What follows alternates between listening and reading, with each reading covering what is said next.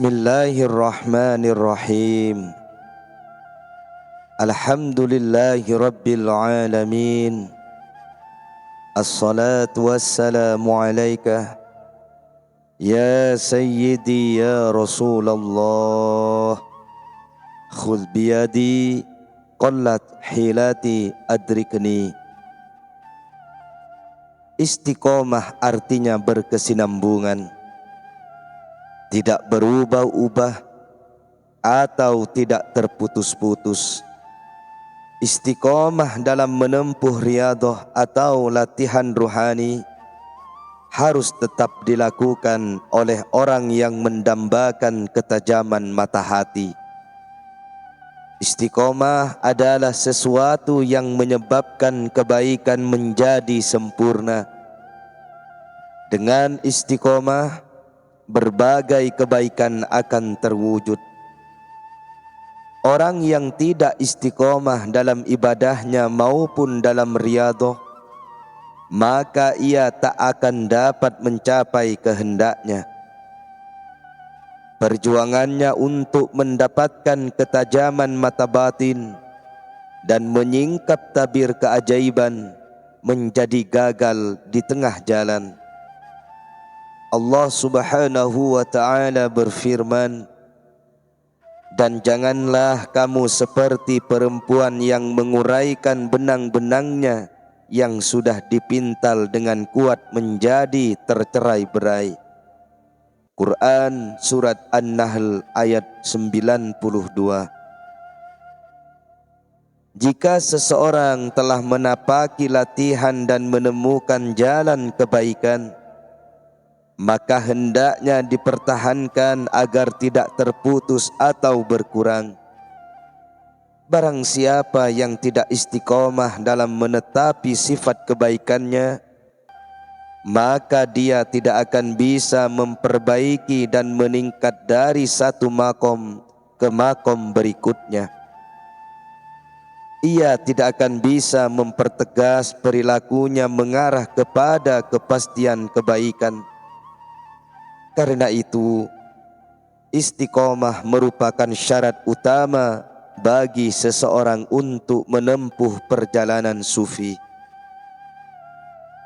Allah Subhanahu wa ta'ala berfirman,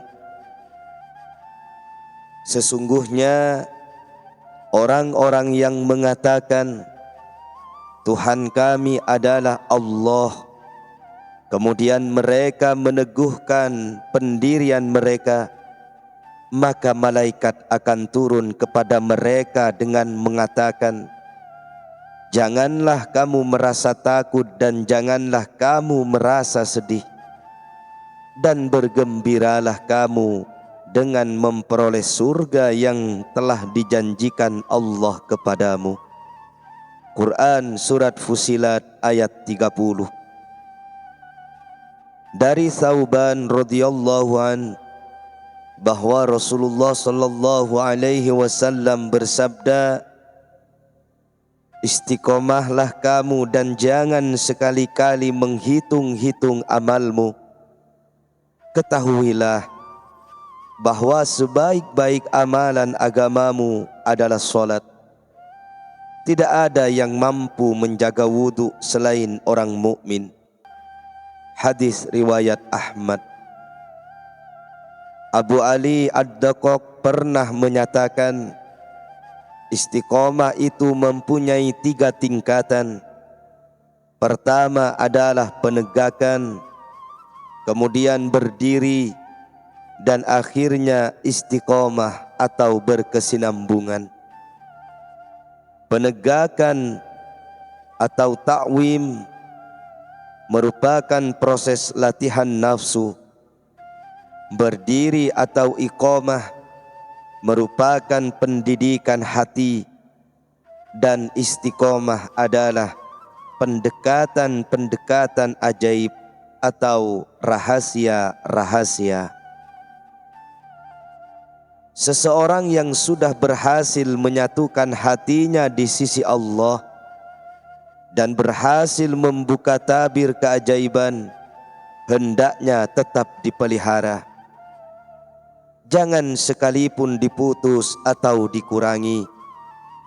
Ibnu Atha berpesan, istiqomahlah kalian dalam penyatuan kesendirian hati dengan Allah. Abu Ali Ad-Daqqaq juga berpesan, jadilah engkau sebagai manusia yang mampu beristiqomah dan jangan sibuk mengharapkan karomah. Dirimu selalu bergerak dalam pencarian karomah, sedangkan Tuhanmu menghendaki engkau tetap dalam istiqomah. Bagi orang yang masih awam dalam menjalani riyadhah, maka istiqomah memang dirasa berat, karena hanya orang yang berjiwa besar yang mampu melakukannya. Istiqomah membutuhkan pembebasan diri manusia dari harapan-harapan dan angan-angan, membutuhkan pembebasan diri manusia dari kebiasaan atau adat, sebab berdiri tegak di hadapan Allah memang harus didasari oleh hakikat kebenaran.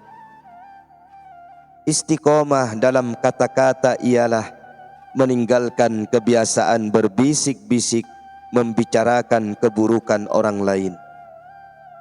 Istiqomah dalam perbuatan ialah dengan meninggalkan bid'ah. Dalam amalan maka istiqomah berbentuk tidak meninggalkan atau tidak menangguhkan perbuatan mulia.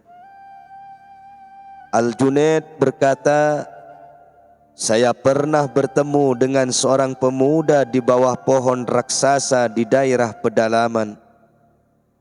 Pemuda ini merupakan salah seorang murid sufi yang sedang menjalani laku batin. Dia sedang duduk di bawah pohon besar.